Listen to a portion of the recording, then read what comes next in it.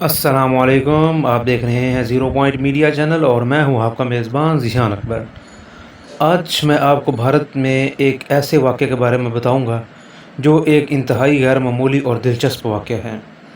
بھارتی خاتون طلاق لینے کے لیے عدالت پہنچ گئی اور ان کا معمہ یہ تھا کہ شوہر جھگڑا نہیں کرتا۔ تو یہ خبر جو ہے یہ واقعہ نئی دلی کا ہے۔ وہاں پر ایک خاتون اپنے شوہر کے بہت زیادہ پیار کرنے اور لڑائی جھگڑا نہ کرنے پر تنگ آ کر طلاق لینے عدالت پہنچ گئی۔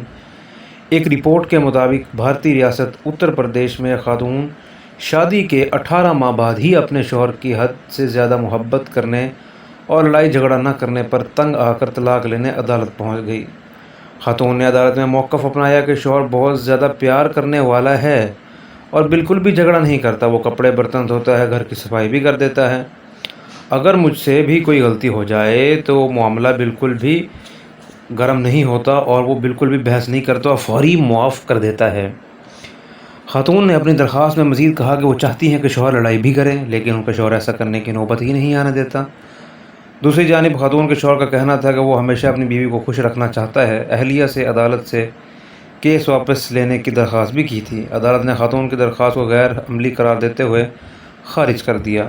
اس کے بعد اس نے مقامی پنچایت سے رابطہ کر لیا۔ پنچایت کے لوگ بھی خاتون کی عجیب و غریب شکایت سن کر حیران رہ گئے اور وہ بھی اس جوڑے کی طلاق کے حوالے سے فیصلہ نہیں کر پائے۔